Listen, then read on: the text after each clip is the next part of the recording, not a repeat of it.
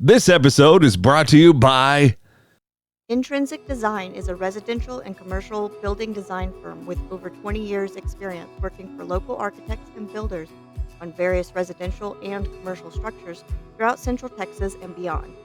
Owned and operated by Michael Washam, you can reach him by phone at 254-913-5753 or by email at intrinsicdesign@gmail.com. That's NTRINSIC design@gmail.com. You can also check them out on Facebook.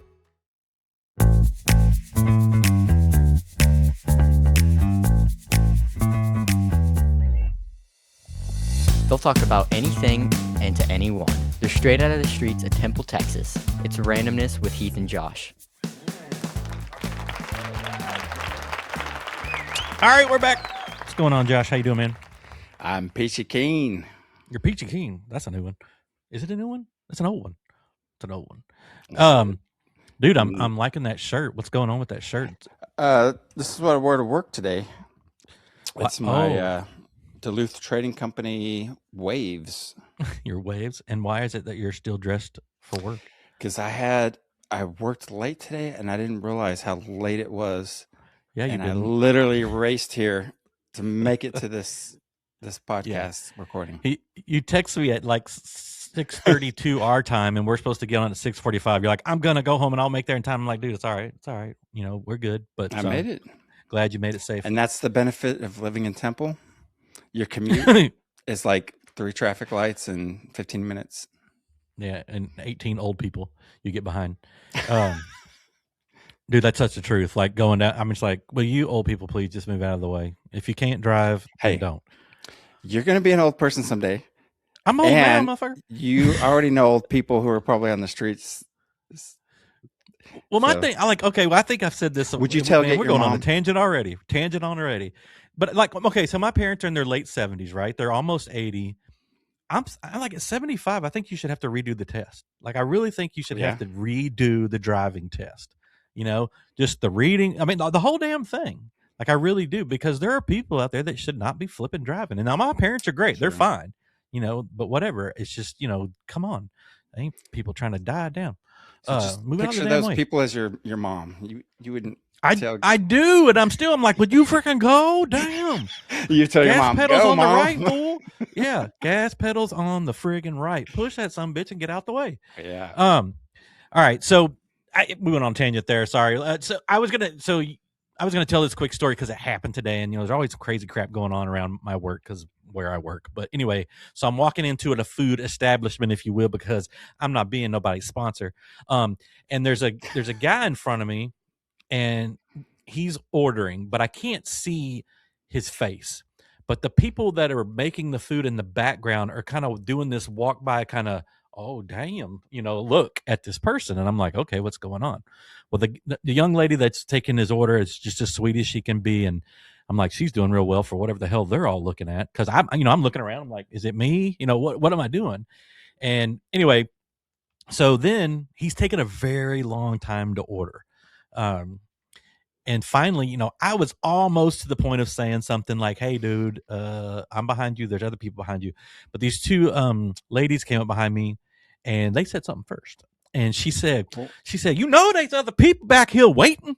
And so, of course, I turned around and giggled because that's me. And he kind of ignored it, right? He kind of ignored it. He went about, he was like, okay, I think I know what I want. This is what I want. And then she said it again, and he turned around. And when he turned around, he had no nose. His whole nose was missing. You could see into his freaking cavity of his, like, into his face. Are we talking like Fallout? Yeah. Like the 24/7 Halloween mask, dude. I mean, he's got no nose. Well, what's funny about it is when he turned around, of course, I'm like, oh shit, you got to tell somebody before you do that, you know? Hang on, brother. And then, but he goes, why you got to be so nosy? And I lost it. He lost it. I lost it. Like he was purposely trying to be funny, and it was. And the ladies are just still like, holy crap, yeah, Jesus, you know, look at this guy. So I'm giggling my ass off. right? Okay, so he orders, and I get up there, and the little girl finally loses it too. Like she starts laughing, and he goes on about his business, get his drink or whatever, and then he sat down near me, and I'm trying not to look at him, but you can't not look at him, and, whatever. And he goes, "Man, it's all right. I lost my nose today." And I was like, "What?" He was a black guy. That's why I'm talking like that. I lost, I lost my nose today. And I said, "What do you mean you lost your nose?" He goes, "I have a prosthetic nose, and I lost it, and Oh I can't no. find it." Yeah, he's like, "It costs a ton of money. I can't find it." And actually, we have a mutual friend, and I don't want to call out, but he's got one, and it like literally clicks into his skull like it's a fake nose. Well, Mhm. this guy must have the same type. And anyway, he turned to me and he goes, "Look, I was hungry and I lost my nose." And I just started to laugh. And anyway, I kind of started talking to him for a minute. He had cancer, and it got it and whatnot. But anyway, that's my no nose story. But it was hilarious. He said, "Well, he got me so nosy." I freaking lost it, dude. I lost it. Like I had to hold myself up because I was laughing so hard. Well, But anyway, I think he's like trying to use humor in the situation, right? yeah. So I mean, and that's what I would do too. I'd have been the same way. I mean, you want to see okay, my boogers? for YouTube watchers. Yes, very similar to that, but worse. But worse. So I just showed a picture of the Fallout ghoul.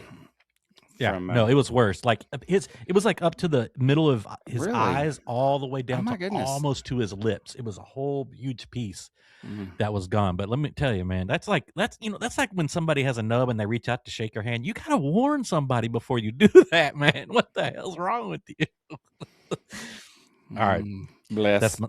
That's my nose story for today. Let's move on. So we didn't have a whole lot to talk about because we did another episode last night and we haven't done much since then. So Slept. we're just going to jump right in. What'd you say? We slept and went to work. Slept since then, yeah. Went to work, pet the dog. Anyway, so it's episode 164. I don't know why I keep saying the number because something always happens and I have to come back and fix it because of something or whatever. But it's episode 164, and we have acute care nurse practitioner Kim Keller. What's going on? Not much. Thank you so much for having me. Welcome. For sure. Yeah. How's your nose? Is it all right? It's the same one that I've always had. I'm like, picked does he have to blow his nose? Like, how does that work? I don't do sputum, so I don't know. Does he create mucus still? Oh, it's yes. Like, I had all those questions and I wanted to ask him so bad, but at the same time, it's like he'd had enough, Yeah, I mean, you were being nosy. Yeah, he was. It was, dude. I'm telling you, if I had to pee, I would have pissed myself because it was freaking hilarious. It was scary and hilarious all in the same moment. I feel like these things happen to you more often than the average bear. Oh yeah, for sure. Yeah. Oh, for sure. Yeah, no, for sure. But anyway, so just to like kind of set it up a little bit. Okay. Kim and I have known, and I guess Josh too. We've all known each other for 30 plus years or whatnot. A hot minute. Yeah. We're all Temple High School graduates, if you will. I mean, I snuck in there. But for you, what was it like growing up in Temple? So I had to think about how I would answer this. Because as an adult looking back at it, I don't know if you guys have watched Stranger Things. It's one of my favorite shows. Yeah. I think so much that Temple reminds me of Hawkins, Indiana, in the fact that like we had the quintessential mall that all the teenagers and all the kids wanted to go hang out at. We had the movie theater, we had the Cinema 6, and we all have like foundational memories of the Cinema 6. We had the main drag through town on 31st Street. And like once we got our cars, boy, we were tearing it up and down 31st Street. There were places where families would go during the day where teenagers would go to get in trouble at night, like Lions Park and Lake Belton. And I mean, like, it was the cul-de-sac.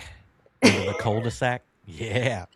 I mean, It was just like the quintessential 80s town. It really was. Yeah, I agree. Now, for me, also, like all of my family lived in and around Temple. Like I had grandparents that had farms out in Troy. So really, like for me as a kid growing up, we were out in the country on the farm on the weekends.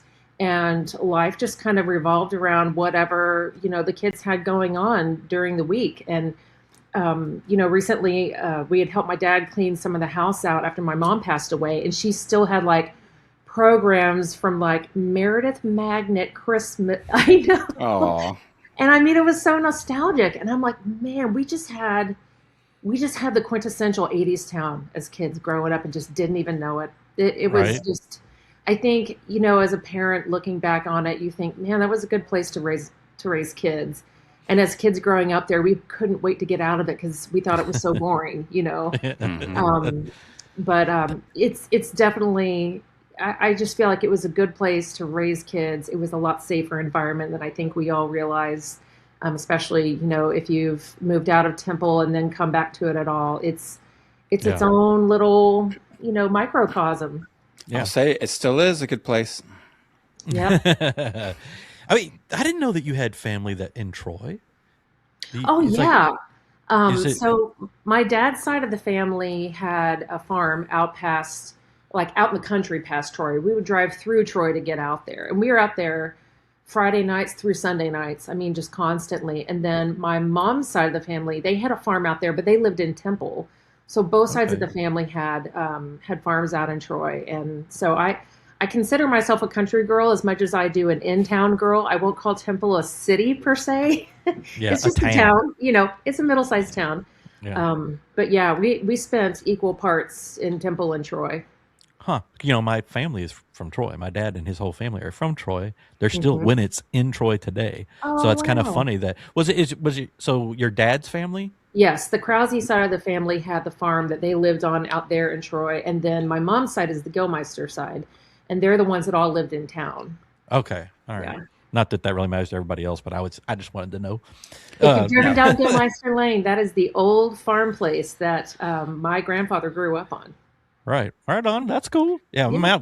My grandfather was born in Zopsicville, like literally on in a barn or something out there. Wow, So that's yeah, crazy. craziness. Yeah. And then he, raised pretty much his whole family. Yeah, Because that's because crazy. mom and dad died and kids were dying and all. Anyway, okay, let's not talk about dying. All right. So Real at least- quick. Gilmeister. So is that Mhm. any relation to the roofing? Yes. Folks? So that is my grandfather and one of his brothers. When they were like 16 and 18 years old, they started their own roofing business, and they didn't retire till like their mid to late 80s, like Whoa. the Oh, early God bless 2000s. Oh yeah, that was their thing. They had the roofing company, and my older uncles worked there with them. My younger uncles, they were closer to me in age. They were friends with a lot of your friends, like the Limpers and people like that. So when you guys were talking about that like a million years ago, talking Yeah. about Suicide Hill and all that, oh yeah, that it was layers of overlap between my family and people that all knew each oh other. yeah. That's Yeah. awesome. You don't like just how many people that overlap until you start talking to a lot of people and you're like, Yes. what?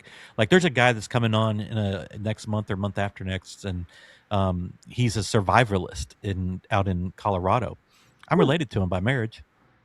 Wow. Yeah, it's really weird. Maybe I'll tell that story later. But anyway, okay. So Listen what to kind? the I know what kind of kid you were growing up for the most part. But what kind of kid were you? You said you growing weren't up? going to bring that up. No. I- Just kidding.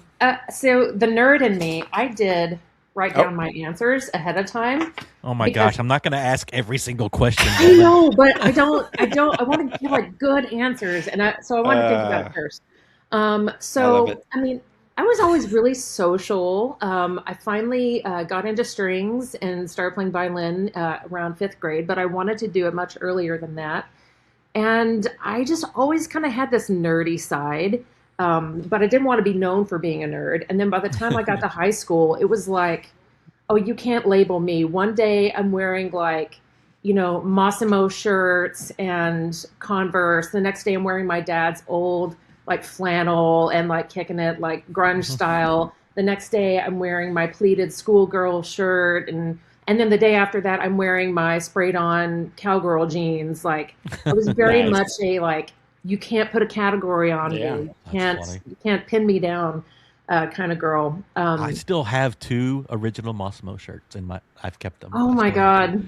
I still have 2 of them. They That's were so navy, cool. but now they're purple. Oh yeah, I bet. And what I mean, were obviously, I was known for being a little bit rebellious in high school, but I think what people didn't realize is that I was massively insecure and very sensitive. And I would have been crushed if anybody had ever figured out that I was like that. Yeah, I didn't think that at all. I know. Yeah. I mean, don't get me wrong, I had a good time. But were you going to ask Josh? No, weren't we all insecure? you know, Oh, just I Yeah. feel like anyone who is like, going through Well, in that- high school, especially, yeah. Yeah, and for me, really, I think it kind of really hit reality that like I wasn't just a little kid anymore when we got to middle school, because things changed very quickly socially in middle school, and I was like, wait a minute, I thought we all were gonna like meet up to play after school. And Right. everyone was talking about slow dancing at the other side, and I'm like, what? Yeah, and they cared what they wore. Like they were, Yes. more and more. It's been like, yeah, for sure. Yes. So yeah, that kind of rung my bell a little bit, but I mean, for the most part, I would be friends with anybody, and I'm still that way today. Yeah, that's the way I am. I mean, I kind of struggled too. I think I was always trying to find my group, but I had my core people. There was these core people, but I was always branching out. And it's kind of the funny thing. Anytime I get together in Temple or whatever, like Josh is like, dude, you know everyone. And I'm like, I just mingle with them all, man. Yeah. That just goes back in high school. You had like all the different, if you think of those little groups of people, the jocks, the artists, the actor, thespians, nerds, whoever. It's like Heath was in the whole social circle of everyone. He was the ping pong ball or the pinball going Yeah. around to all the different things. Yeah. Oh no. I mean, like parties were going on, and it was just like, well, which one do I want to hang out to? It's like because you're trying to figure out which one's the funnest one that night. But I tell you, where I really floundered and I kind of shot myself in the foot was when your class graduated, Heath. That was like the last of all of my closest friends. Yeah. Because I was closest friends with class of 93 and 94. And then when it came to be us as seniors, The I'm fun like, ended. who are these people? Yeah. Right. No, I think a lot of people do that though. I think Yeah, it was weird. me, it was opposite in a way. Like I was never really friends with a lot of them that were a year older. It was always the ones that were a year younger, and that's because Josh and Jason were younger. Yeah. So I was mingling with their friends that were younger, Yeah, and then 1 or sometimes 2 even I years. was like, I don't think I want those kids are maybe too little. Let's let's leave them over there, or whatever. But because I was older, because I was where my birthday was, I was 18, the first few days of my senior year, and I basically drove almost the whole time I was in high school because of the way my birthday fell. But anyway, He was sneaking people off campus. hell yeah. Sorry, Mom. So here, so I was actually telling one of my kids about this recently. I forget which one it was, but I was telling them about how my freshman year, that was when Temple High School decided, oh no, we're going to have closed campus lunch. Yeah. But the sophomores and everybody ahead of us still got to do it. So every year it was always like in your face, in your face, in your face. Yeah. And so Melanie Henson, in all her wisdom, was kind enough to give us off-campus passes for the literary magazine, and we would go up to Taco Bell and Arby's like the minute they opened, and just be like, right. "I want a bean burrito." There's a hot story going on at Taco Bell. I got to go check it out. Yes, exactly. Somewhere around here, I still have my cat card. No joke. Aw. I've got it somewhere. I don't know if I have my literary pass though. The story behind the closed campus was there was a fight that broke out at the Pizza Hut. Pizza Hut. Oh, that tracks. Like a big brawl. And so the administrators at the school were like, we just can't let these kids out anymore. And so that's when they did that ban, I guess. All those upperclassmen, man, they're so unk. Well, there was also, what it was too is there was this big, huge revival going on with Colleen at the time. Oh, and, yeah. There was Colleen kids coming over and vice versa. And then they had that shooting underneath the stadium that year too. I can remember that. Yeah.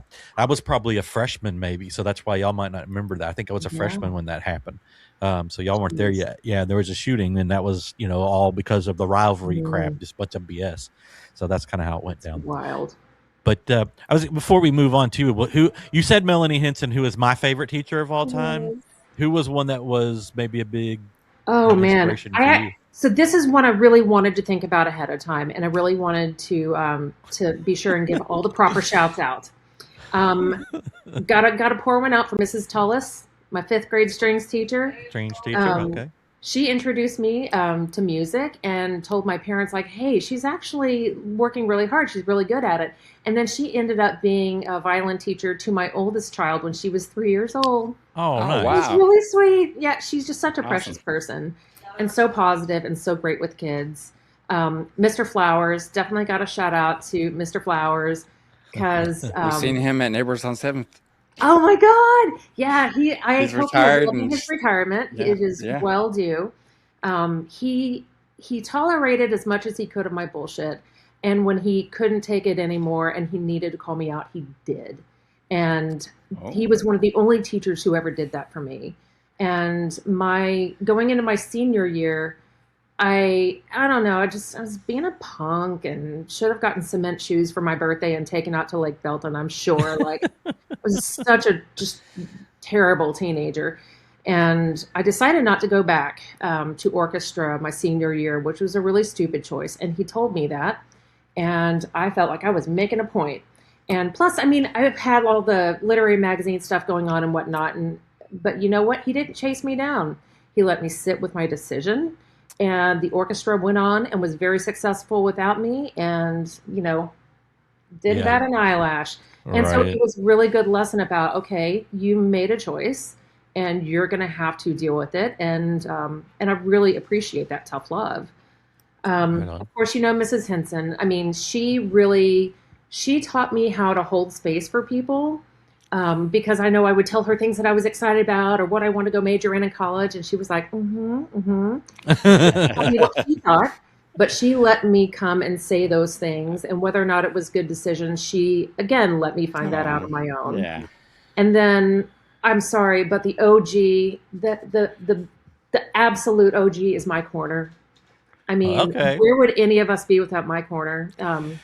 Just teaching us to form our own opinions and not just be swept into a current of popular belief, but to really scrutinize things and make choices for ourselves. And he was a leader in thought to me. Right on. Well, Miss Melanie, we can call her that now because we're old. She's still listening to me. Yeah, exactly. And I've actually texted with her a few times. She for me is she treated me like a person and not as a student, and that's why I loved her so much. Teenagers recognize that; they know that. And she had 2 teenagers in high school at the same time we were in high school, so I know that had a lot to do with it. But at the same time, like, she treated me the same way in school, even when I would run into her outside of school, because her daughter Jenny was running in a little bit of the same circle. So I went to her house in like Salado and whatever, and she treated me the same way, and it went a long way for me because so many teachers did not do that. They did not at all, and I could call them out, but I'm gonna be nice. So from Tim, I have to say too, we had known each other earlier, but we started hanging out with my senior year, your junior year, because we were both on the magazine. Yes, put that in your book. Yeah, put that in your book. So that's a little inside joke. We used to watch Dancing with Wolves. For whatever reason, Miss Henson would throw that in, and me and Tim Gordon, the whole time. Anything that it's a serious movie, and of course we pick out the stupidest crap in there to say over and over again. Tatanka. Tatanka. Yeah. Well, it was funny because he sees Kevin Costner sitting there writing in his journal, and he looks over, and presumably the guy can't read or whatever, and he's like, he sees it, and he's at the campfire and leans over and just like blasts the campfire with a huge fart, and he goes, "Put that in your book." Put that in your book. So that's been our inside joke since we've known each other, basically. So that's where that came from.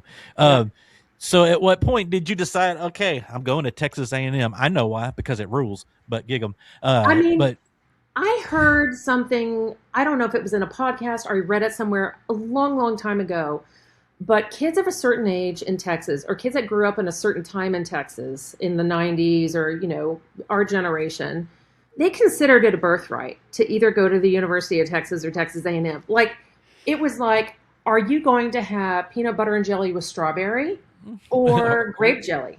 Right. You're having peanut butter and jelly one way or the other. And there's only 2 ways that sandwich comes. You can't have any other sandwiches. And so, like, my dad and I, we would go to football games when I was just barely old enough to walk and keep up with them, probably 4 or 5 years old, like back in the Jackie Sherrill days, to really date myself. Yes, I mean, I never saw myself going anywhere else. And of course, I applied to a couple of other places, but my heart was into going to Texas A&M. And it was, I'll find a major there. I just want to go there. Right. And I always tell people, I'm pretty sure the only way I got in is checking the box, I want to be in the Corps of Cadets and female. I had good grades, but I mean, that probably didn't hurt. I'm pretty sure you would have probably got in. And I can drive a college bus. Yes. Oh man, those look like such fun jobs. They really did. Yeah, well, Erica Radefeld did it, and so did Shannon Waters. Those are the 2 people that I knew, and it was really funny to see them driving them. And then Erica lived upstairs from me for a little while too, so it was kind of funny. Awesome. But yeah, I mean, A&M, you don't get A&M until you go to A&M, you know? Yeah. It's like you don't, amount of tradition, you can't even speak on it because you'll never understand until you go. Yeah. It's a whole different, and I've been to, I don't know how many college games across the country, you know, or this game, that whatever. Even, you know, you go to Texas and it's wild. Don't get me wrong. Still, it's not even close. It's not even close to Texas A&M. It's so neat. It's just. It is. It's really amazing.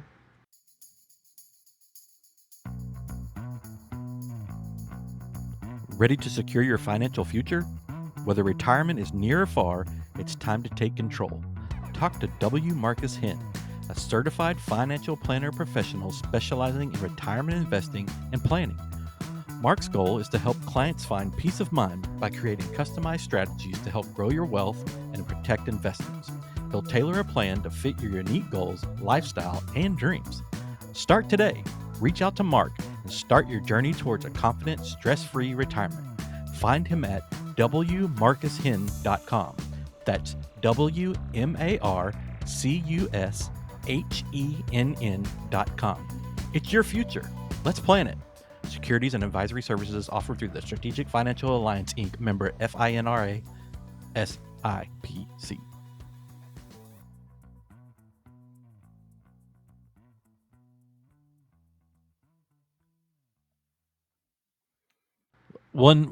Just for the sake of time, one of your best memories from A&M. One? Oh my God. Okay, a couple. Hurry. Okay, I want to get to the other stuff. We got 5 minutes. General, being a broke college student, I remember when for $12 you could get a case of Ice House beer, and you could probably get a Little Caesars $5 hot and ready, but it was probably not even $5 back then. Like back in the days of Tom's Barbecue and Tom's, Aggie Special. Oh man, and Ninfa's Mexican food, and there was another Mexican place that was great that closed down. And what was the coffee place, like Sweet Joe's? Flipnotics? No. Oh no! Oh, I know which one you're talking about. Oh my gosh, right there by the tap. Yes. Oh, I used to meet Lindsay Luxinger there all the time. Yes, I mean, just being in and around those places, going to Hurricane Harry's for crying out loud. Did you ever eat wings there? Oh yeah, at not at Tom's Barbecue, but at what was the other place that had the thin onion straws? Wings and More. I worked there for 3 years. Wings More, yes. I worked there. Love that place. How did we not run into each other? That's the other thing I never figured out. I have no freaking clue. Well, I think one of the things that I really loved about A&M was that it had a hometown feel, and College Station really had a hometown feel, especially if you were there over the summer. It was all students. Yeah, I loved it there. But at the same time, it was enough people there that you could kind of become anonymous and start over again. Or that's true. Meet a totally different group of people. And I really liked being in a larger environment. So yeah. Now there was about 45,000 kids there. Now there's 90. It's like a planet. It's so it's crazy. But it was like I would run into Temple people that I didn't know were there all the time. Yeah. Yeah. What's interesting in Texas, there's this thing called the Texas Triangle. It's like Dallas Metroplex area, San Antonio, Austin, and Houston. And so if you connect the dots, that makes a triangle. College Station is the only largest population that's within that triangle. Yeah. And so it's kind of a very unique place to be. So I'm pretty sure like the human to cow ratio is still like 1 to 2. What's wild about that town too is it was ran by kids. I mean, it was pretty much you worked somewhere, went somewhere, whatever. Your manager was a year older than you. Exactly. The GM was 2 years older than you. Yeah. Tim ran 2 or 3 freaking Freebirds. He was the GM. Tim was okay. That's crazy. Oh my God. Isn't that crazy? And then he went on to open a whole bunch of other ones. He worked for them for a really long time. Oh, that's really cool. Oh man, I mean, he and I had it figured out how to give food away for free for bars to get drinks. The food swaps. Yeah, the food and the drink swaps or whatever. That's awesome. He ran those. He was the GM of the original one that was up in Northgate, and then when they opened the one on Texas, which was while I was there. He was over both of those, and then before he finally left, like years later, he stayed for quite some time. When they opened another one down in Southwood Valley, he was also opened those, and then he opened 2 or 3. He opened a Denton one, he opened the Austin one, he opened like several different ones. Old Tim. I remember the first time I ever had Chipotle. We were living in Fort Riley, Kansas, and I had just graduated, just gotten married in a totally weird place. Kansas was just like. Ugh, like I didn't like it. But I saw this place that said that they made big burritos, and I thought, oh man, that's gonna feel just like home. I took a bite and I was like, bleh. Yeah, no. So yeah, we need Freebirds to be coast to coast. Yeah, right. I'm not a fan. I can tell you more stories about. I'll tell you more stories about Freebirds afterwards because I've got a bunch. Well, and real quick, I have a friend that went to A&M, and he was always like Freebirds, talking about Freebirds. And when it came to Temple, he was like, no, I'm done. No, it's not the same. Oh, he wrote it off by then. Never talk to that guy again. Oh man. Well, if you live outside of Texas long enough, you will appreciate it when you come back home. Yeah, I don't know. Maybe he thought they sold out, or I don't know. I don't even want to know his name because then I'll have to hunt him down. We'll talk about podcast. Nah, I'm not giving that guy any publicity. So while you're at A&M, you meet your to-be husband, right? Yes. So how did you guys meet? So it's such a crazy story. So I spent my first full year at A&M in the Corps of Cadets, and I was in one of the only dorms that was integrated, because integration was still a really big thing, even in the late 90s. And the dorm that my good buddy, JR Rodriguez, shout out to JR. Oh, what's up, JR? JR! Jennifer, what's up? I went to school with Cesar, and JR was his older brother. And anyhow, so we were all good friends, and I would go over and visit him in dorm 8, but I would only go during finals week when we didn't have to play core games, like where I couldn't get yelled at by like sophomores. But it was also an all-male dorm, and they hated chicks, female. They liked females coming in the dorm, but not females in uniform. So I was always like, okay, I'm too much of a weenie to go in there and like have to, be around these big scary guys. So I went up there, I guess it was like spring semester, my freshman year, go up there to just hang out with JR for a little bit.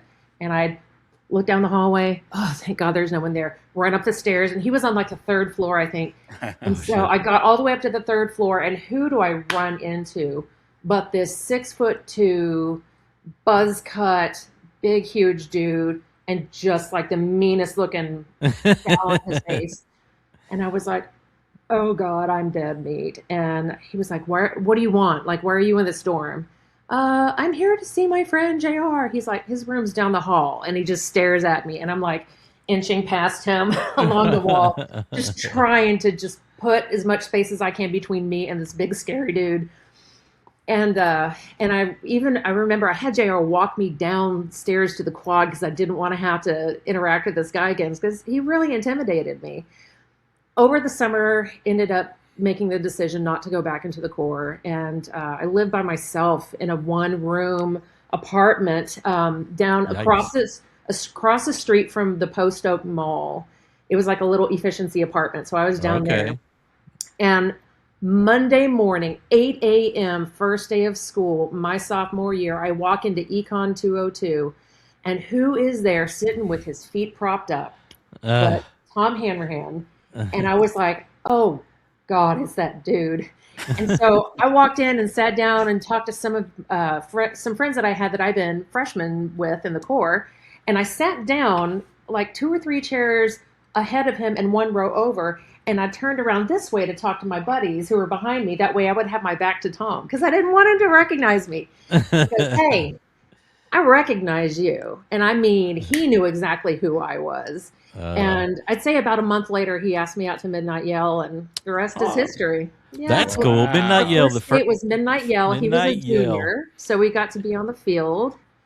So that's cool. See, that's what I'm talking about with Aggie stuff. It's hard to explain that until you do that. Yeah, like you go there and you're like, oh, now I get it. This is freaking awesome. Anyway. And to have been there as a little kid, watching all these big people like march in and the guys in their dates, out of Yale practice and all, like, I got to be a part of that. Like, it was so awesome. Surreal. But yeah, that's how we met.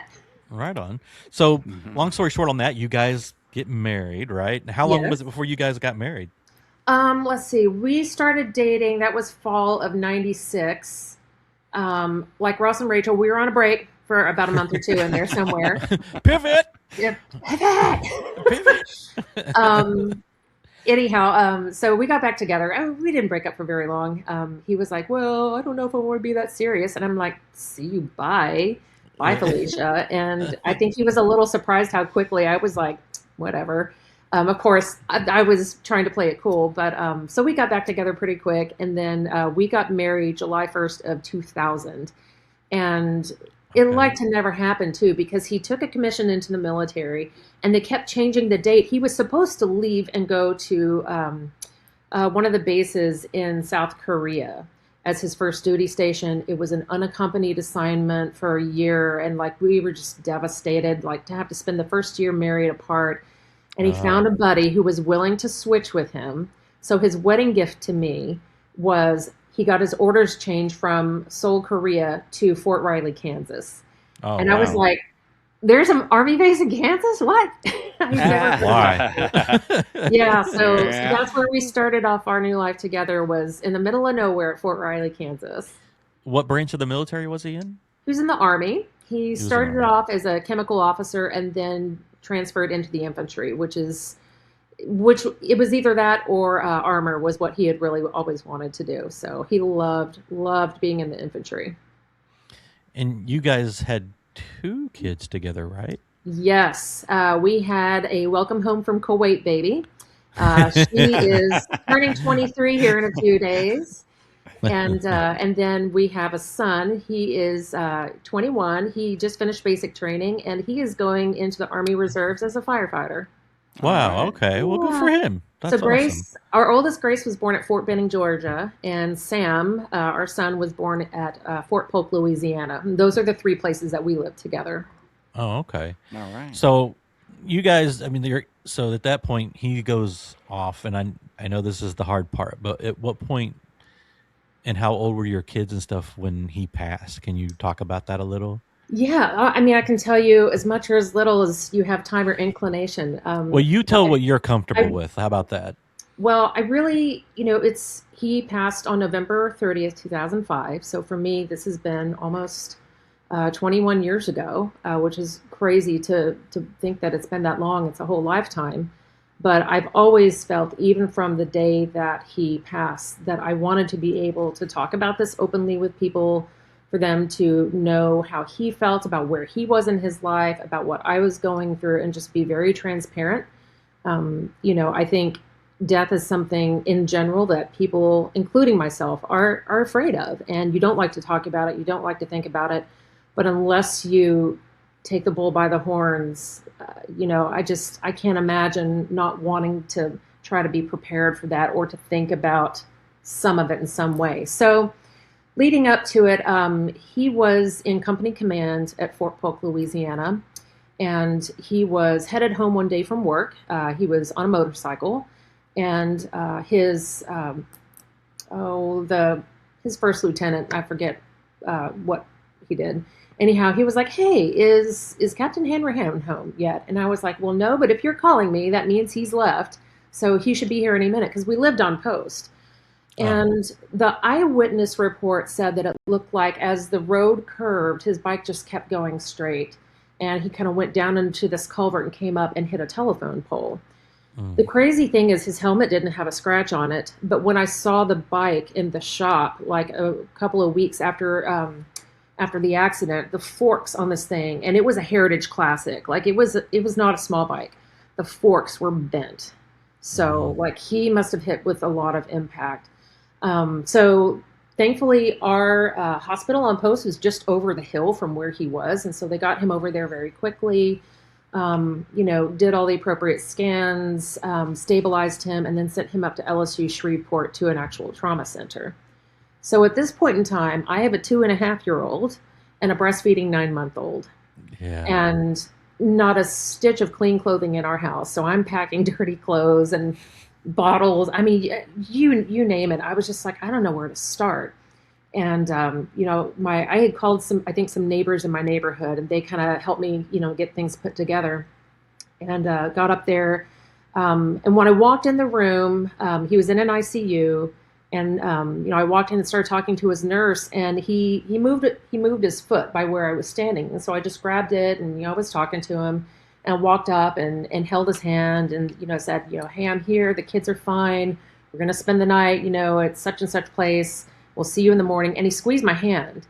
And I wanted to get real excited about it, but I asked his nurse, I'm like, "Hey, I know that sometimes, people can twitch and whatnot. And, is this real?" And she was like, when he came in, we were talking to him, see if he could follow commands. And he opened his eyes when I called his name, and he was able to follow basic commands. And now that I'm a nurse and a nurse practitioner, I know exactly what that means. And I know that he knew that I was there.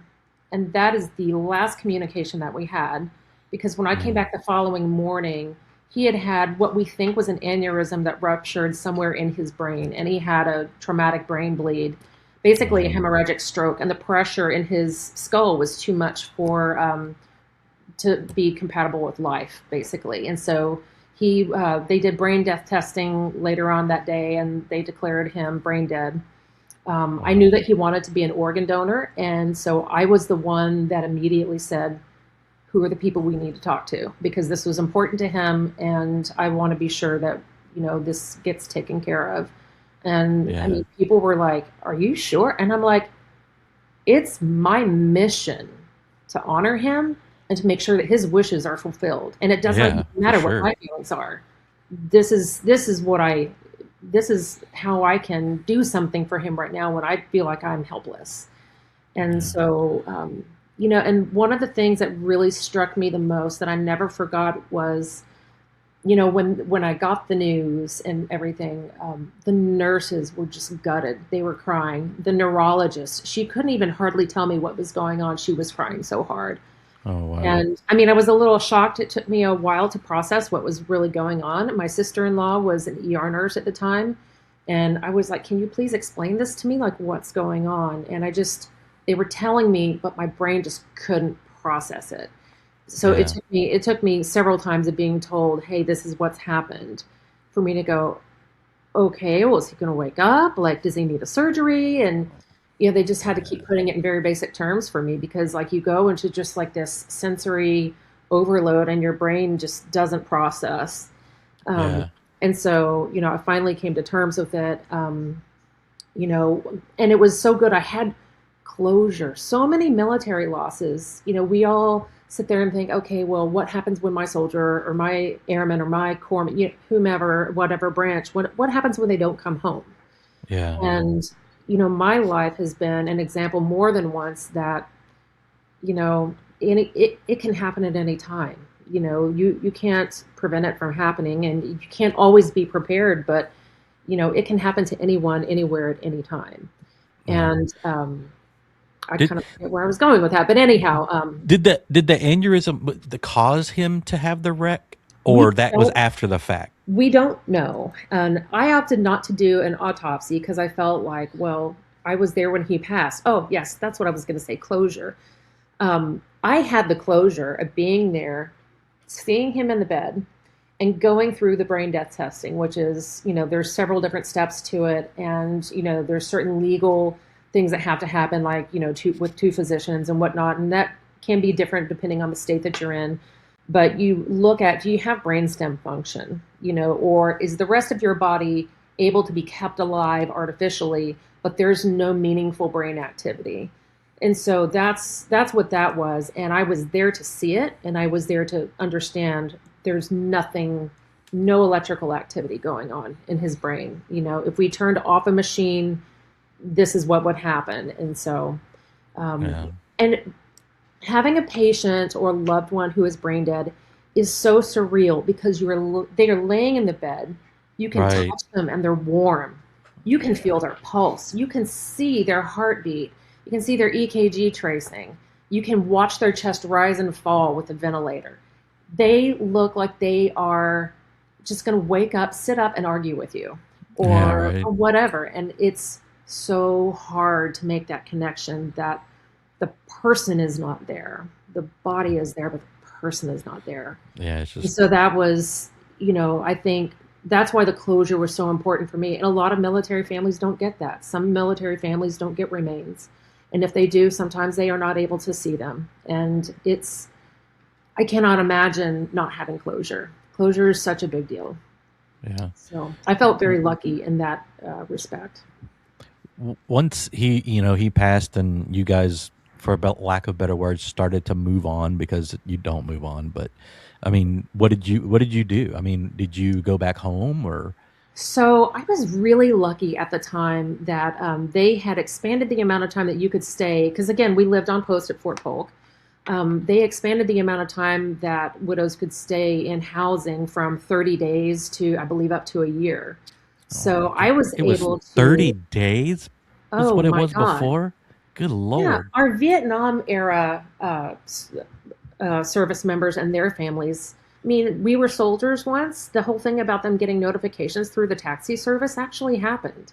And now there's a whole casualty assistance service that comes alongside military, and not just the spouses, but even the parents or the legal next of kin, to make sure that they walk you through this process. They're there from the time you're notified, although I was already there. Right. But they're there with you until you don't need them anymore. If something comes up now, 21 years later, I can call any military post and say, hey, I'm a widow and I need help with this. And I can have a casualty assistance officer help me with whatever affairs I would need help with. So yeah, they thankfully had passed legislation that allowed us to stay in housing up to a year. So I was able to make a decision. Where am I living? What am I living in? How am I getting there? And the military does give you one terminal move to move all your household goods to that one spot, and then you're on your own. So I decided to, I had a house built over in Belton on 3105 Pitchfork Lane, baby. That was our little house. 3105 Pitchfork. I have to look that up later. Yep. My daughter went to Sparta Elementary for kindergarten.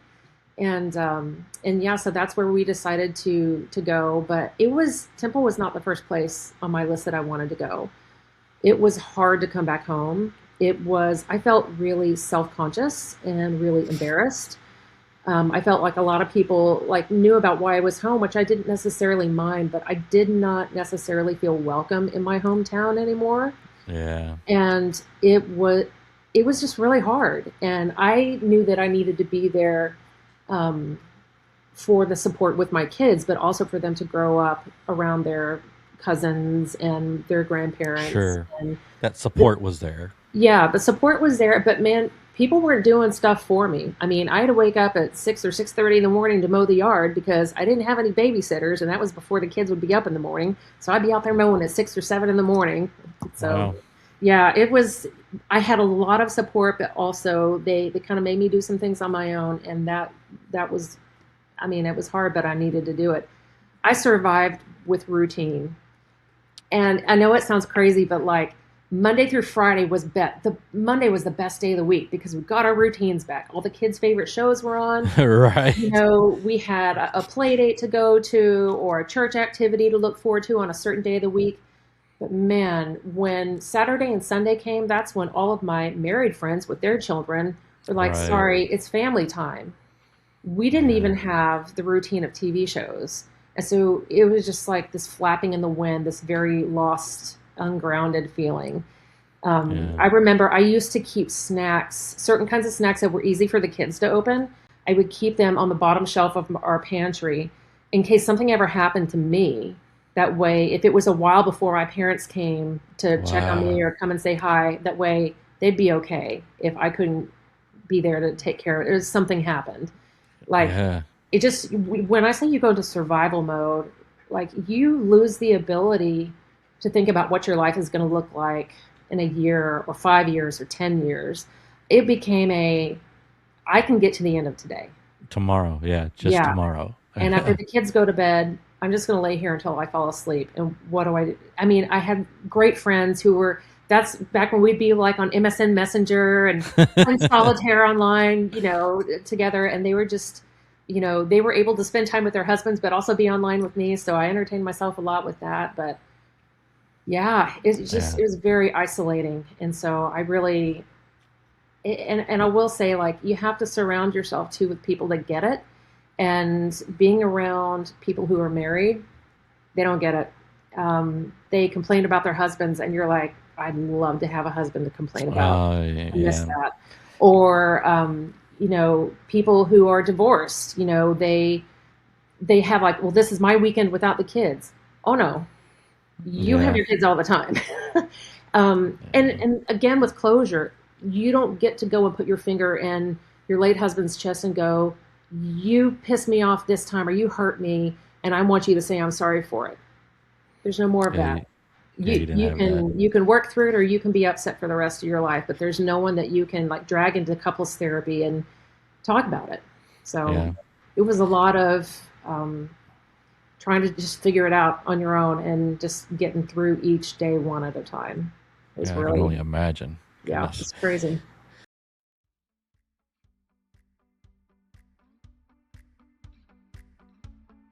At Temple Smiles Family Dentistry, we treat every patient like family. From kids to grandparents, our team makes sure everyone feels comfortable, cared for, and right at home. A Temple native with over 20 years of experience, Dr. Kirsten Gosney will listen to your concerns and provide compassionate, individualized care because your family smiles deserve the very best. Come see Dr. Gosney at 2302 South 37th Street in Temple, Texas, or learn more at templesmilesfamilydentistry.com. That's templesmilesfamilydentistry.com, or call them at 254-773-1970. Temple Smiles Family Dentistry, where healthy smiles begin. Just to move forward to, like, at what point did, I know, and I should, not okay, but I mean, you felt it's time to move on. Like, you had to move on with your life, and you knew that you had to, maybe not had to, or you probably were going to find someone else or something along those lines, where you were okay with doing that. How long did? So I think year one after losing a person, and this could be anybody, but especially I think is unique with a spouse. Year one is all the milestones, like that. I can't believe we're having our first Christmas, our first anniversary, the baby's first steps, the whatevers. But when you enter into year two is the hardest year in my opinion, because you're like, I've already been around this calendar. I've already done like the first, and now this is my new normal. It's what the rest of my life is going to look like. And I hated that. It got to be very hard to be like at family gatherings. Everyone's like, oh, well, so-and-so can't come until so-and-so's husband is done, or so-and-so is waiting on his wife to get back from whatever, and they're all going to be there. And so I would have my kids, and I would go to my in-laws in Hillsboro, and then I'd have to bring the kids down and hang out with my parents, or, like, it was just, I was going to other people, and they had all their families gathered, but we were going to all of that. It was just so, I just did not want that to be my new normal. And then one day, literally one day, I'm sitting in my church. I grew up going to Covenant Lutheran. It is still there. Still love that group of people. We'll always call that a church home. And I was sitting there listening to didn't know it, but my future brother-in-law was preaching from Genesis chapter 2 about how basically we're created for companionship. There's a reason why people are interested in another person and go out and want to get married. It's because we were created for companionship. And it was like, like, it's okay to want that. I think that was what I needed to get to, was it was okay to want that. I deserved companionship. And, Tom would tell me, like, I want you to remarry, you'd be miserable by yourself. And I'm like, well, as for you, if I die, you will remain single and celibate, and I will come back and haunt you and that heifer. You're never to see a pair of boobs again. You know what? You can go to the Middle East, because the women there are dressed appropriately. You can see their eyeballs. That's it. I wasn't quite as open-minded, but I feel a little differently about all that now. But also, I didn't want to rob my kids of the opportunity of having a father figure in their lives. They were so very little. They don't have active memories of their dad. Yeah, no, I'm sure. I mean, 9 months and 2.5, they don't have none. They don't. And the crazy thing is, so that was early in 2006. And so I was dabbling with, this was like back when Match.com first started, and eHarmony. And let me tell you, that was just no bueno. Because all of my friends, again, they were married women, and they were like, "You're meeting a complete stranger on the internet." And I'm like, "Oh God, they're going to kill me." And so, and I knew that, like, I missed military culture. I missed military people. And pause this. I need to plug my computer in. It's about to kick the bucket on me. Oh, you're good. But I was like, I just feel like I need to date somebody who's in the military. I mean, I think that person would actually get why I am the way that I am, and the things, the ways I think, the ways I operate, and let's be honest. Sense. I'm not exactly like probably your most feminine human being, and I was certainly not somebody who prioritized rushing sororities when I went to college. I went into ROTC for crying out loud. I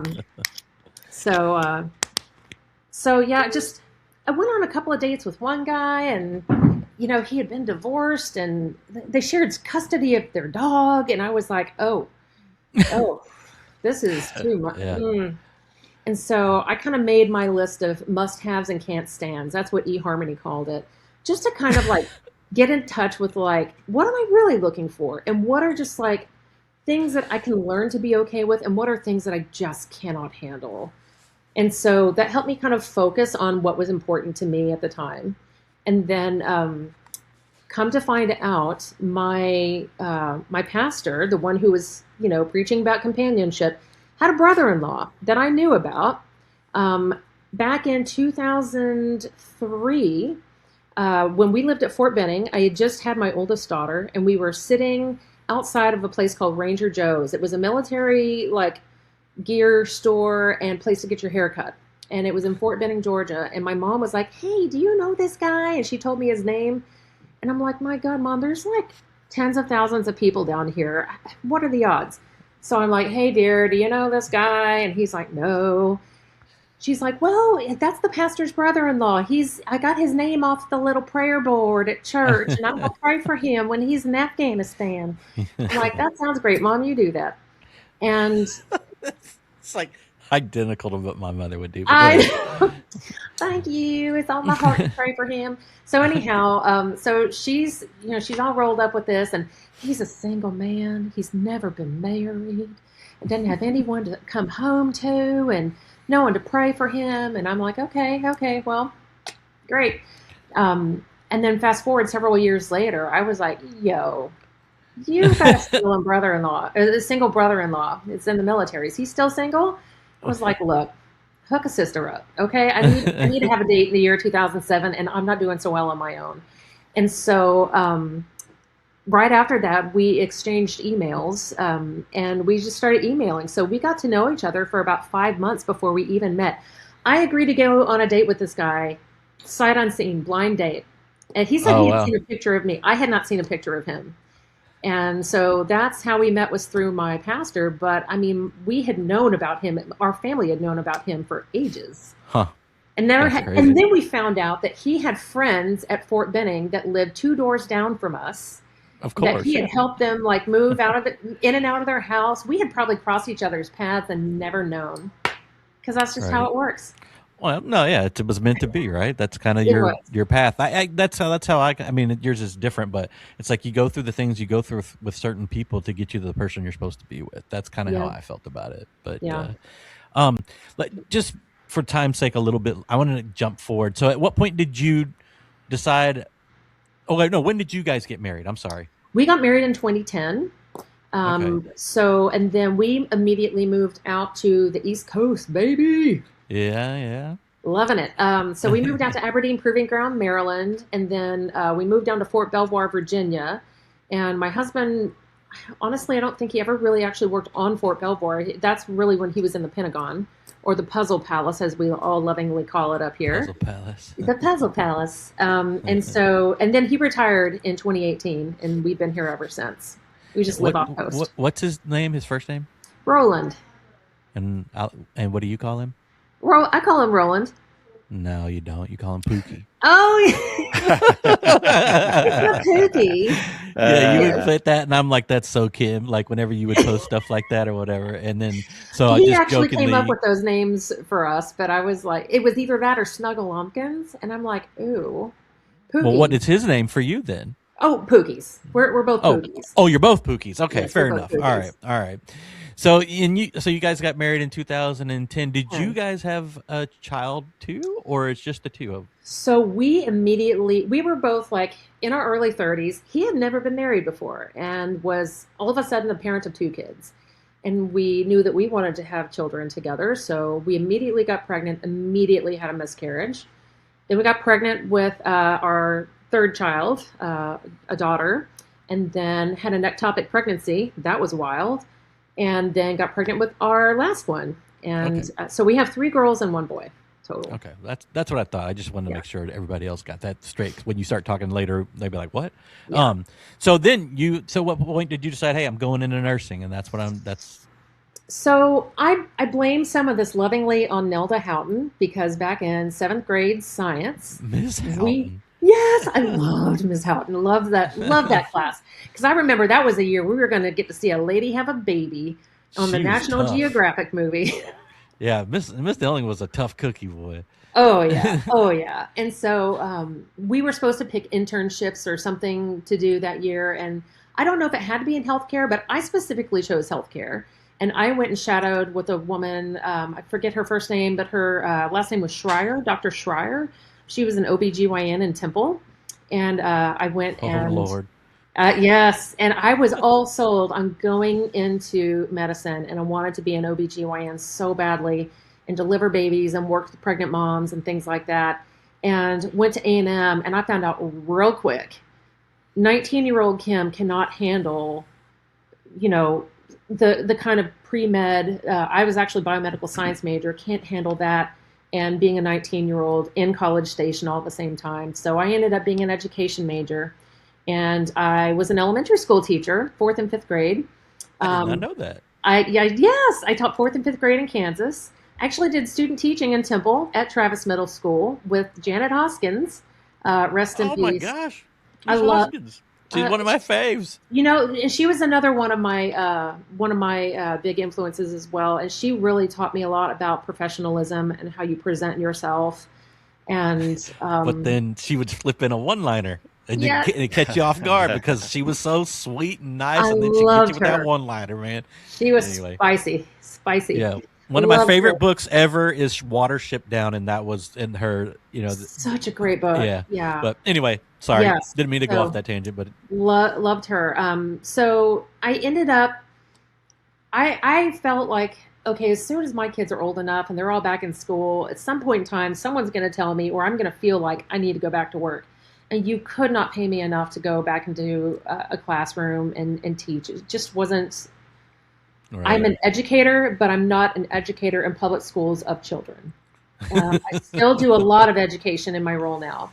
And that's come in very handy. When COVID hit and the kids were all here at home, we looked up state standards in Virginia. We developed some curriculum and got organized, and we did what we could until the schools, came back. And I was like dusting off my old rusty tricks. It was great.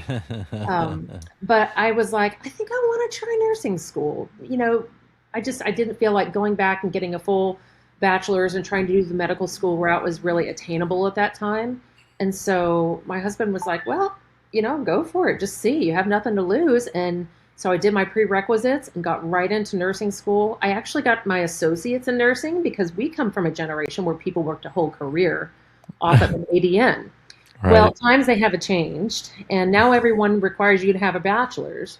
So when I started working, I went as a new graduate into cardiovascular ICU nursing, working with cardiac surgery patients, people after bypass surgery, valve surgery, heart transplant, and lung transplant, and had to finish getting my bachelor's in nursing online while working full-time, rotating days and nights. And our kids, we had 4 kids in 4 different schools. Yuck. And my husband was still active duty at the time. Wow. It was a nightmare. So yeah, we pushed through that, and then COVID hit and just totally changed my outlook on the world. And just you can't be the same person that you were beforehand as a nurse when you are taking care of people, but also in critical care at their absolute worst, on the brink of death. And not be changed by that. And that's really when I started a huge, just like foundational change in kind of who I am, not my personality so much, but like what I truly believe in and what I'm truly willing to like advocate for. And during COVID, I mean, I was working at least 4 days a week sometimes. I worked in a COVID ICU, and we had patients on ECMO, and I can go into all that here in a little bit if you want. But basically, it takes over the job of your heart and lungs, or just the lungs, when you're too sick. And if you weren't on ECMO, you would not be alive. And actually, Scott and White and Temple provides ECMO services to the community. So I did a lot of that, and then I was like, I can't go back to being just a nurse. And I hate that phrase, just a nurse, but there are a lot of people in healthcare that treat it as just a nurse. But I knew that I wanted to be more involved in like decision making and just kind of have a broader scope. And so it was like, well, what do I do? Oh, it's a puppy. Sorry, he was wanting me to pick him up. Say hi, Tobes. What's up? I'm Tobe. He's so cute. So I looked into doing flight nursing for a little while, and that just didn't hit. And so I was like, okay, then I'm going to nurse practitioner school, because I didn't want to go to CRNA school. I'm not a huge fan of working in the OR for lots of different reasons. It's just, I need more interaction from my patients, I think, at the end of the day. I very much thrive on the human to human interaction. And so going into acute care, nurse practitioner really still honors the fact that I worked for 8 years in critical care and cardiac surgery, and then I'm equipped to do that, just basically pick up where I left off, but now I work as a nurse practitioner doing that. So for the dumb people, me, explain acute care nurse practitioner. Like, what is your role? What do you actually do? So within acute care, you're going to be taking care of patients within the hospital setting. There's lots of different degrees that you can get as a nurse practitioner. You can get, there's family nurse practitioner. These people work more in an outpatient setting or in like family practice. They're kind of the jack of all trades. They have to know all the things about all the things. I have to know all the things about some of the things. And so acute care, I've never worked an outpatient job. So I've only ever worked in a hospital in an ICU.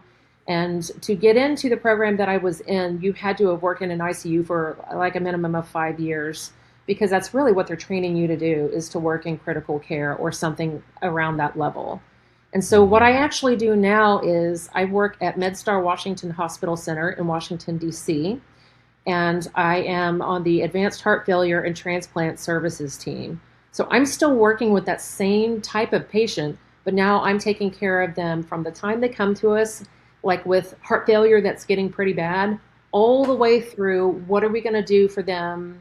They either can get a device called an LVAD, or we can transplant their heart, or we talk about end-of-life goals of care. And then if they go on to do one of those other 2 therapies, the LVAD or the heart transplant, then we follow them for the rest of their lives. And and I love the continuity of getting to see these people. Sometimes it's very rewarding, and sometimes it's absolutely tragic. I mean, and working where I work, you see all types of humans and all stages of life and all levels of understanding and willingness to do what we want them to do. Like my next question is like, how do you deal with all that mentally? You know, I mean, that's got to be super duper tough. I mean, and not bring it home and, you know, that type of stuff. Yeah. You know, I think I'm an expert compartmentalizer. There's a lot of, and like in nurses, especially like between ED nurses and ICU nurses, we've got the most morbid, dark sense of humor. Like you literally have to laugh to keep from crying sometimes. But I go back to those nurses and that neurologist that were just sobbing uncontrollably with me when Tom died. And I knew that part of my calling in life was to be there on the other side of the bed when those people are having the worst day of their life, be it the patient or the family members, and just bear witness to their suffering and to hold space for them and say, I've been on your side of the bed. And that's the whole reason why I'm here right now. And, you know, I can't make any of this go away, but I can just be here with you. And, you know, and two, just being able to come in there and see grumpy old folks, old men, and say, hey, sunshine, what's going on today? You know, I just go there with my good old Texas, you know, sunshiny attitude and get people laughing and, you know, but I also, you know, whenever I have the time, I just like, you know, pull up a chair and literally kick my feet up somewhere and just be like, talk to me. How's your day been? And just really connect with people. A lot of the patients that I work with have had little to no access to healthcare, and that's why their heart failure is as bad as it is. They don't trust the healthcare system. They don't necessarily trust people that look like me. And I am here to hold space for that. You know, I've been through worse. Give me your worst. I can go there with you. And I'm also, I know not to take it personally. Yeah. And I think that's something that a lot of people feel like, you know, when a patient's arguing with them, it's very personal. It is not. They are terrified most of the time, or they are out of control and they are grasping for anything that they can to control. And so if you can find one thing to let them have control over, it's, you know, you see a shift. And sometimes people need a big cheerleader, and sometimes they need people to be like, look, if you don't do this, your heart will stop. Period. Yeah. Right. And you can level with people and still be kind and say, this 150% sucks. Tell me what you need from me. And if they don't know, that's okay. Like, you don't have to decide right now what you need from me. I just, you know, I think about Jen Hamilton. She's an influencer on TikTok and other social medias, and she works in labor and delivery, and she tells scared moms, it's okay for you to be scared. I'm not scared at all. And you can borrow some of my, you know, feelings to get you through this. Right on. Yeah. You know, we in healthcare, no matter where you are, if you're a nurse, a physician, a physical therapist, just being able to connect with your patients and be like, I am here with you, you know, physically and emotionally and present, I think is the best we can do. You guys are special people. It takes special people to do that. I mean, just thinking about it just makes. I mean, I'd be good at the part of coming in and being like, "Hey, what's going on?" But besides that, I'm done. Yeah. You know, it's like I'm not that. Yeah. So okay, before we close, I did want to do a couple little fun things with you. So if you go back to Temple or even just Texas today, where's the first place you go to eat? The place I miss the most is not there anymore. It was the Coronas in Temple. R.I.P. Yeah. Oh my God. I love the one in Belton. I need good Tex-Mex, because if I don't cook it up here, you're not going to find it up here. Yeah, you're not going to find it up there. Yeah. Big old margarita. Oh my God. Queso. The way the Lord intended, with homemade tortillas. I always bring home homemade tortillas from H-E-B when I come back home. That's funny. Yeah. What else? You got to make the pilgrimage out to Green Sausage House. My dad sends me green sausage every year for my birthday. Nice. That's awesome. It is so nice. I love the smell of green sausage cooking in my home here in Virginia. That's amazing. And you have to make the trek out to Clem McCaskey's, man. Yeah, gotta go get your chicken fried steak. He passed recently, Mr. Clem. Yeah, he did. He passed just not too long ago. Yeah, but that's definitely nostalgic. I can't believe you didn't say Jody's. Like almost everyone says Jody's. I've never been to Jody's before. What the hell's wrong with you, lady? I know. You've never been to Jody's? I've never been to Jody's. Okay, we're putting this down right now. Next time you are going to Temple, whatever I'm doing, I'm gonna not do that, and we're gonna go to. I'm taking you. We need to go to Jody's. Yes. Take your husband. Take Pookie's with us. Let's go. Yes. Let's go. Let's go have some. Man, yes. What is wrong with your family? Are your parents? I mean, what the hell? I think she's mistaken. Like she's been there. That's the most un-Temple thing I've ever heard in my life. Well, I used to love, what was it, French Quarter? Didn't you work at French Quarter for a little while? No, I didn't work there, but I mean, I know French Quarter. Yeah, I mean, I worked at Choo Choo's. That was my first job. Choo Choo's, I love Choo Choo's. And then me and Tim worked at Slotsky's together. Not a good idea. Yeah, not a Who thought it was a good idea to let you two work together?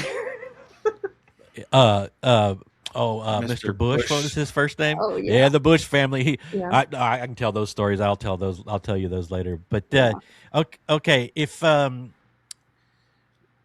if you could tell someone, okay, we're back to serious, that went through what you went through, what would you tell them to, help them get through it? Oh man. Just there's no right way to do it. Just, try to focus on getting through each day. For me, routine was a really big deal, and it got me back into the land of the living again. And that was important. Finding somebody to talk to who gets it. If it's a loss of a spouse, you're going to want to find somebody to talk to who's been through that or has been through something kind of similar to that, because it's hard to only ever be around your married friends who are talking about their married lives and their married problems. And even divorced friends, it's still a little different. The get it factor really does help. The best thing you could do for someone in your life that has gone through any kind of loss, it could be loss of a job, a loss of a pet, loss of a loved one, and certainly loss of a child or a spouse. Do not ever finish the sentence, at least. Well, at least, you know what? Just stop. Don't finish that sentence. And I probably did that tonight and I didn't realize it. We've all done that, but just, don't say, well, at least. At least you're young and you can remarry. At least you had 50 amazing years. At least you got to see that baby born. At least you, got to see your brother walk the stage at high school graduation. Because it leaves out all the other things that you didn't get to have. And you would trade anything to have more time. So that's a hard one to remember. Of course, I have to put in a shameless plug for transplant. I also lost my mom recently to a very sudden, tragic head bleed. Watched them do a brain death testing on my mom. And I was the only person in my family in healthcare in the room. And I walked everybody through what was going on and told them what to expect, and, never in my life thought I would have to go through that with my mom. Like, my mom's my person, and my dad is too, but there's just something different between a mom and a daughter. If you're blessed to have a good relationship there like that. And she got to be an organ donor as well. And if it's something that you're on the fence about or you've never thought about before, let me tell you, it is a singular honor and privilege that I have working with patients now as recipients.